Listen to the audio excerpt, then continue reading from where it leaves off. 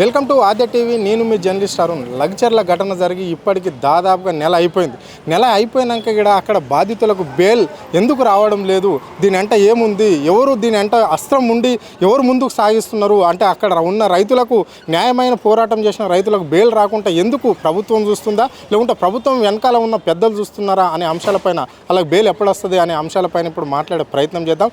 మనతో పాటు BRS legal cell advocate Jakkula Laxman ఉన్నాడు. ఆయన అడిగి తెలుసుకునే ప్రయత్నం అయితే చేద్దాం. అన్న చెప్పండి, ఈరోజు ఎందుకు మరి అంతా ఇప్పుడు దాదాపుగా బెయిల్ ఎన్ని రోజులలో రావాల్సి ఉంటుంది? ఇప్పటికీ దాదాపుగా ఒక నెల రోజులు అయిపోయింది లగ్చర్ల ఘటన జరిగి. ఎందుకు అక్కడ ఉన్న రైతులకు మరి బెయిల్ రాకపోవడానికి ప్రధాన కారణాలు ఏంటి?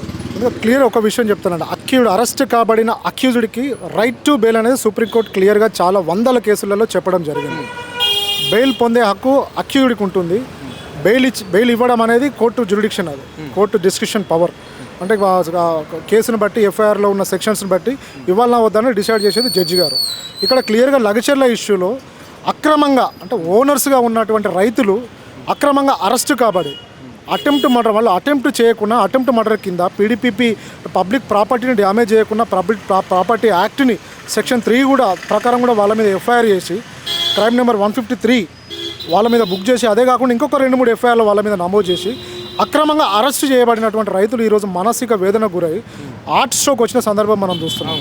నిజంగా కారణం ఎవరు అనేది క్లియర్గా మనం చెప్తున్నాం. సెక్షన్ 153 మీరు చూడండి. ఇక్కడ సెక్షన్ 153 వికారాబాద్ డిస్ట్రిక్ట్ కోర్టులో మేము ఫైల్ చేసినాం. ఎంతమందికి? దాదాపు ఇందులో 16 మెంబర్స్ రైతులకి,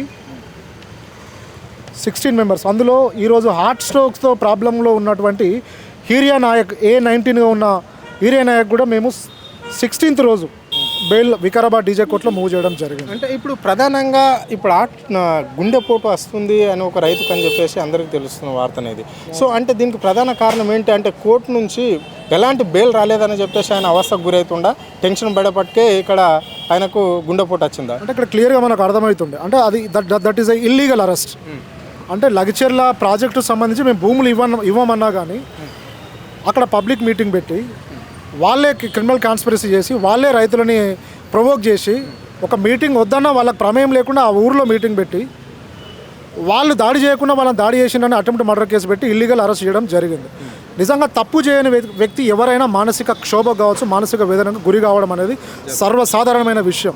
ఇక్కడ లగ్చర్ల ఇష్యూలో దాదాపు మేము 25 మంది రైతుల తరపున పట్నం నరేందర్ రెడ్డి గారి తరపున కేసు వాదిస్తున్న విషయం. అరెస్ట్ అయిన వెంటనే వికారాబాద్ డీజే కోర్టులో మేము బెయిల్ మూవ్ చేయడం జరిగింది.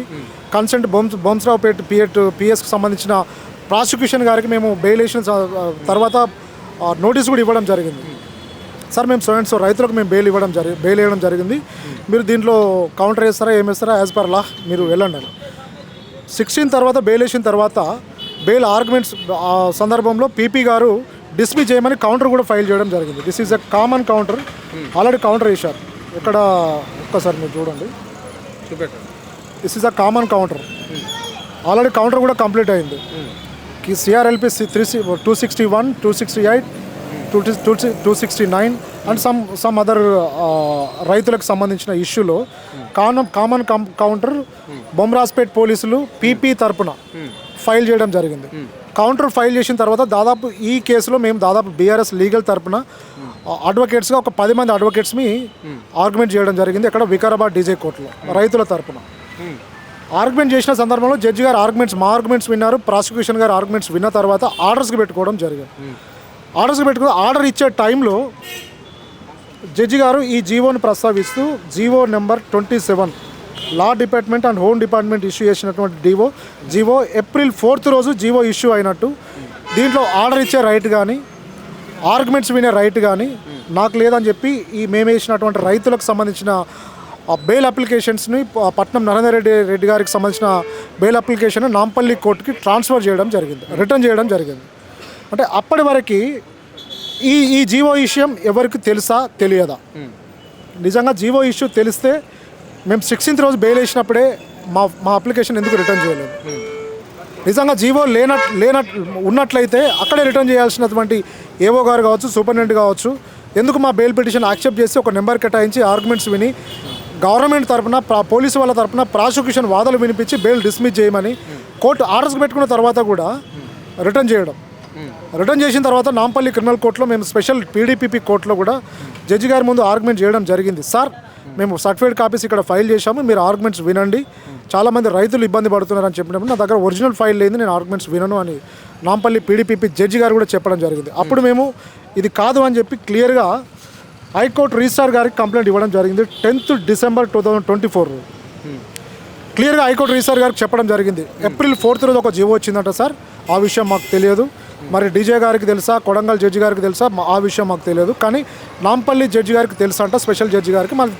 మాది పీడీపీపీ కోసం స్పెషల్గా ఎస్టాబ్లిష్ అయిన కోర్టు కాబట్టి ఆ కొడంగల్లో ఎఫ్ఐఆర్కి సంబంధించిన టోటల్ ఫైల్ నా దగ్గరికి వస్తేనే ఆర్గ్యుమెంట్స్ వింటా అంటున్నారు. కాబట్టి దీని మీద మీరు అప్రోప్రియేట్ యాక్షన్ తీసుకోండి, డైరెక్షన్ ఇవ్వండి అని రిజిస్ట్రార్ గారికి చెప్పినప్పుడు రిజిస్ట్రార్ గారు చీఫ్ జస్టిస్ దృష్టికి తీసుకెళ్లి ఇమీడియట్గా కొడంగల్ జడ్జి గారికి, వికారాబాద్ డీజే గారికి, నాంపల్లి స్పెషల్ పీడీపీపీ జడ్జి గారికి డైరెక్షన్ ఇవ్వడం జరిగింది. ఇచ్చిన తర్వాత నిన్న ఫైల్ మూవ్ కావడం జరిగింది. కొడంగల్ జడ్జి గారు ఫైల్ నాంపల్లి కోర్టుకు ఇప్పుడు ఈ రోజు ట్రాన్స్ఫర్ చేయడం జరుగుతుంది. అంటే ఇక్కడ జ్యుడిషియల్ డిలేనా, అంటే గవర్నమెంట్ ఆ జీవోని నిజంగా తెలియకుండా ఉంచిందా, డీజే కోర్టు ఎందుకు మా దృష్టికి తీసుకురాలేదు, మేము వేసిన పిటిషన్ ఎందుకు రిటర్న్ చేయలేదు, మా ఆర్గ్యుమెంట్స్కి ఎందుకు విన్నారు, ఆర్డర్స్ ఇచ్చే టైంలో మా పిటిషన్ ఎందుకు రిటర్న్ చేశారు అనేది ఈరోజు రైతులకి యాక్ట్ స్టోక్ రావడానికి రైట్ టు బెయిల్ అనే వాళ్ళకున్న రైట్ని కాల రాసింది ఎవరు, కాకుండా చేసింది ఎవరు అనేది ప్రశ్నగా మిగిలిపోతున్నది. అంటే ఇప్పుడు దీని వెనకాల రాజకీయ నాయకులు ఉన్నారు అనుకోవచ్చా, లేకుంటే ప్రభుత్వ పెద్దలే, ప్రభుత్వాన్ని నిర్వహించే వాళ్ళే దీని వెంటలో ఉండి ఇట్లా ఈ కేసును తప్పుతో పట్టిస్తున్నారు, రైతులకు బెయిల్ లేకుండా అని చెప్పేసి చూడొచ్చు దీన్ని ఏమన్నా? అంటే ఇక్కడ క్లియర్గా మనం లా డిపార్ట్మెంట్ ఇష్యూ చేసినటువంటి జీవో నెంబర్ 27 అది 100% కోర్టులకు తెలిసి ఉంటుంది. జీవో ఇష్యూస్ అడ్వకేట్స్కి తెలియకపోవచ్చు, మేము మాకు తెలిస్తే మేము అడ్వకేట్ అక్కడ వేయను, పిటిషన్ వేయం. కానీ ఏ జీవో ఇష్యూ చేసినా లా డిపార్ట్మెంట్ ఇష్యూ చేసింది, హోమ్ డిపార్ట్మెంట్ అంటే పోలీసులకు తెలిసి ఉంటుంది, లా డిపార్ట్మెంట్ కాబట్టి కోర్టుకు తెలిసి ఉంటుంది. అంటే ఇక్కడ ఎవరి డిలే, గవర్నమెంట్ డిలేనా, జ్యుడిషియల్ డిలేనా, హోమ్ డిపార్ట్మెంట్ డిలేనా అనేది ఈరోజు రైతులు హార్ట్ స్ట్రోక్ రావడానికి వాళ్ళ మానసిక వేదనకు కారణం ఎవరు అనేది క్లియర్గా ప్రజలకు అర్థం కావడానికి, తెలంగాణ సమస్త రాష్ట్ర ప్రజలకు అర్థం కావడానికి మాత్రమే ఈరోజు ప్రెస్ మీట్లో ఈ విషయాలు మీకు చెప్పడం జరుగుతుంది. అంటే ఒక్కరు తప్పు చేసినాక అతని పైన కేసు అయిన తర్వాత ఎన్ని రోజులకు దీన్ని మనము పిటిషన్ వేసుకుంటే ఎప్పటి వరకు మనకు అదే పర్మిషన్ వచ్చేస్తుంటుంది? ఇంత లేట్ కావడానికి కారణం ఏంటి? ఇక్కడ క్లియర్గా అంటే సింపుల్ అండి, క్రిమినల్ ప్రొసీజర్ అంటే BNSS కొత్త లా ప్రకారం, పీడీపీపీ యాక్ట్ ప్రకారం కూడా మన బిలో 7 years ఉన్న నేరాలు అన్నీ, ఇప్పుడు రైతుల మీద అయినట్టు ఏవైతే నేరాలు ఉన్నా బిలో 7 years ఉన్న వాటిలో 100% ఇక్కడ ఒక 309 అనేది ఒకటి కావాలని, క్రిమినల్ కాన్స్పిరసీ, అటెంప్ట్ మర్డర్ అనేది కావాలని పెట్టిన సెక్షన్ అది. కలెక్టర్ గారే నా మీద దాడి జరగలేదని చెప్పినప్పుడు 309 అనే సెక్షన్ అట్రాక్ట్ కాదు, అటెంప్ట్ మర్డర్ సెక్షనే లేదు అక్కడ. క్లియర్ అక్కడ బొమ్రాస్పేట్ PS వాళ్ళు కలెక్టర్ బేస్ చేసుకొని, కలెక్టర్ స్టేట్మెంట్ బేస్ చేసుకొని ఆ సెక్షన్ డిలీట్ చేసి ఆల్టరేషన్ మేము కోర్టు దృష్టికి తీసుకెళ్ళి కలెక్టర్ గారు సో స్టేట్మెంట్ ఇచ్చారు కాబట్టి 309 అనే సెక్షన్ అట్రాక్ట్ కాదు, దీన్ని మేము రిమూవ్ చేస్తున్నామని చెప్పి క్లియర్గా మెమో ఫైల్ చేయాల్సినటువంటి బొమ్రాస్పేట్ పోలీసులు అక్రమంగా వాళ్ళని అరెస్ట్ చేసి 309 అటెంప్ట్ మర్డర్ వాళ్ళకి అట్రాక్ట్ అయ్యేలాగా వాళ్ళు తప్పుడు కేసు వాళ్ళని నమోదు చేసి ఈరోజు రైతుల హార్ట్ షోక్ రావడానికి అంటే తప్పుడు కేసు అది. కంప్లైంట్ వ్యక్తి పెట్టిన అంటే దాడి జరిగిన వ్యక్తి దాడి లేదన్నప్పుడు కేసు ఎక్కడిదండి, అరెస్ట్ ఎక్కడిది, ఇల్లీగల్ అరెస్ట్, ఇల్లీగల్ FIR అనేది క్లియర్గా మనకు అర్థమవుతుంది కదా. ఆర్డర్స్ ఇచ్చే టైంలో జీవోని క్రియేట్ చేసి అసలు జీవో ఎక్కడి నుంచి వచ్చింది, ఇది జీవో ఉంటే కోర్టుకు తెలియదా, హోమ్ డిపార్ట్మెంట్గా ఇష్యూ చేసిన జీవో పోలీసులకు తెలియదా, అంటే సపరేట్ చేసినరేమో అనే డౌట్ మాత్రం, బెనిఫిట్ ఆఫ్ డౌట్ మాకు వస్తుంది ఇక్కడ. అంటే ఇప్పుడు లగచర్ల కలెక్టర్ పైన చేసిన దాడిలో ఎంతమంది అరెస్ట్ అయ్యారు, ఎంతమంది పేరు కేసు నమోదైనది? అంటే ఇప్పుడు కొంతమంది సంగారెడ్డి జైల్లో పెట్టారు, ఇంకా కొంతమందిని ఎక్కడ తీసుకున్నారు, సో ఎంతమంది గురించి మీరు అలా బెయిల్ కావాలని చెప్పేసి మీరు పిటిషన్ వేశారు? క్లియర్గా అండి మీరు చూడొచ్చు ఇక్కడ, అంటే ఇక్కడ 16 మంది రైతులకు ఒక బెయిల్ పిటిషన్ మూవ్ చేయడం జరిగింది. అదేవిధంగా 4 రైతులకు ఒక బెయిల్ పిటిషన్ మూవ్ చేయడం జరిగింది. ఇక్కడ బాసప్ప ముగ్గురు రైతులకు కొందరికి బెయిల్ పిటిషన్ మూవ్ చేయడం జరిగింది. అదేవిధంగా పట్నం నరేందర్ రెడ్డి గారికి సెపరేట్గా బెయిల్ పిటిషన్ మూవ్ చేయడం జరిగింది. దాదాపు 25 మంది రైతులకి మేము బెయిల్ అప్లికేషన్, ఒక 3 రైతులకు రీసెంట్గా నాంపల్లి కోర్టులో మూవ్ చేయడం జరిగింది. కానీ మిగతా 21 మంది రైతులకు వికారాబాద్ కోర్టులోనే మూవ్ చేయడం జరిగింది. అప్పటి వరకు ఈ లా డిపార్ట్మెంట్ ఇష్యూ చేసినటువంటి జీవో కోర్టుకు దృష్టికి రాలేదు, వచ్చిందా మాకు తెలియదు, మా దృష్టి కూడా రాలేదు. డిలే కావడానికి నిజంగా కారణం సప్రెషన్ ఆఫ్ ది జీవో. ఆ జీవో వచ్చిన విషయం తెలిసినా చెప్పలేదా, రైట్ టు బెయిల్ అనే ఒక రైట్ టు బెయిల్ అనేది ఏదైతే నిందితులకు ఉన్నటువంటి హక్కుని కారణం ఎవరు అనేది క్లియర్గా మనకు అర్థమవుతుంది.